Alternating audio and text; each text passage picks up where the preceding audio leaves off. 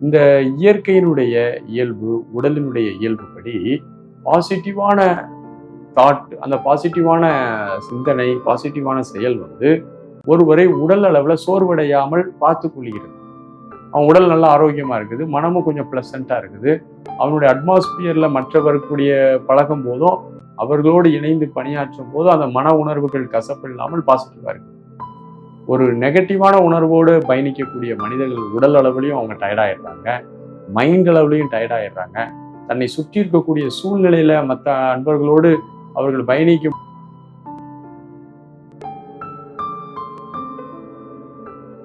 அனைவருக்கும் அன்பான வணக்கங்கள். நாம் யார் என்று நம்ம யோசித்தால், நம்முடைய எண்ணங்களினுடைய மிக பெரிய குவியல் தான் நாம் என்று பொதுவாக சொல்லலாம்.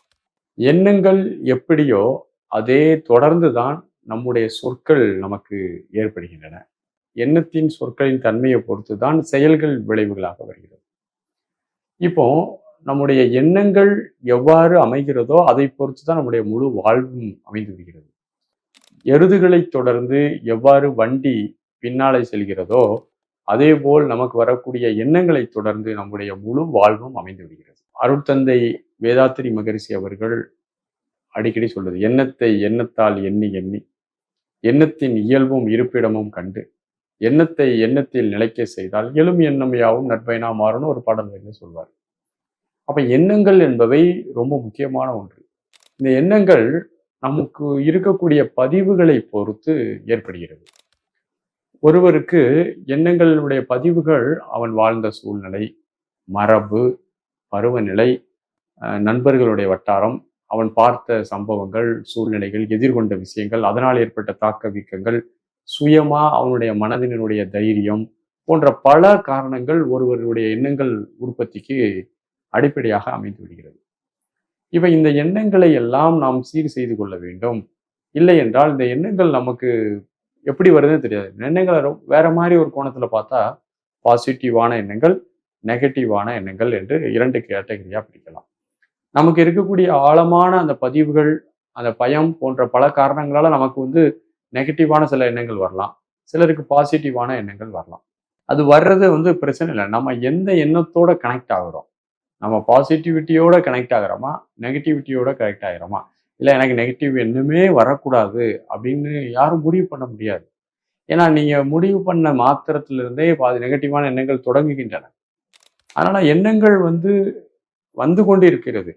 எந்த எண்ணங்களோடு உங்களுடைய உணர்வுகள் சேர்கிறதோ அது பாசிட்டிவான விளைவுகளையோ நெகட்டிவான விளைவுகளையோ கொடுக்கிறது. உங்களுடைய உணர்வு நிலைகள் நெகட்டிவான எண்ணங்களோடு இணைந்தால் நீங்கள் நெகட்டிவான ஒரு மனிதராக நெகட்டிவான சூழ்நிலையை எதிர்கொள்றது மாதிரி இருக்கும். உங்களுடைய உணர்வுகள் பாசிட்டிவான எண்ணங்களோடு கனெக்ட் ஆனா அது அப்படி நடக்கும். எதனோடு இப்போ உதாரணம் சொல்லுவாங்க, செம்புல பெயர்நீர் போல அன்புடை நெஞ்சம் தாம் கலந்தனவே அப்படின்னு குறுந்தொகையில ஒரு பாட்டு வருது. மழை எந்த நிலத்தில் பெறுகிறதோ அந்த நிலத்தில் இருக்கக்கூடிய மண்ணின் நிறத்தை பெறுகிறது என்று சொல்வார்கள். உதாரணத்துக்கு செம்மண் பூமியில மழை பெய்யும் போது அந்த நீர் பார்ப்பதற்கு சிவகப்பு நிறமாக இருக்கும். அதே போல நம்முடைய உணர்வுகள் எந்த எண்ணங்களோடு கனெக்ட் ஆகுதோ, எந்த எண்ணங்களோடு பயணிக்குதோ அப்போ நமக்கு ஒரு நிறம் கிடைக்குது. இவன் நெகட்டிவான மனிதர், இவன் பாசிட்டிவான மனிதன் என்ற ஒரு முத்திரை கிடைக்கிறது. இந்த இயற்கையினுடைய இயல்பு, உடலினுடைய இயல்புப்படி பாசிட்டிவான தாட், அந்த பாசிட்டிவான சிந்தனை, பாசிட்டிவான செயல் ஒருவரை உடல் அளவுல சோர்வடையாமல் பார்த்து கொள்கிறது. அவன் உடல் நல்லா ஆரோக்கியமா இருக்குது, மனமும் கொஞ்சம் பிளசண்டா இருக்குது. அவனுடைய அட்மாஸ்பியர்ல மற்றவர் கூடிய பழகும் போதும், அவர்களோடு இணைந்து பணியாற்றும் போதும் அந்த மன உணர்வுகள் கசப்பு இல்லாமல் பாசிட்டிவா இருக்குது. ஒரு நெகட்டிவான உணர்வோடு பயணிக்கக்கூடிய மனிதர்கள் உடல் அளவுலையும் அவங்க டயர்டாயிடுறாங்க, மைண்ட் அளவுலையும் டயர்டாயிடுறாங்க.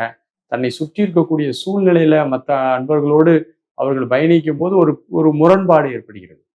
ஒரு நல்ல பேட்டரி இருக்குது காலையில, பாசிட்டிவான தாட் இருந்தால் அந்த பேட்டரி சார்ஜ் குறையவே கிடையாது, கடைசி வரை இருக்கும்.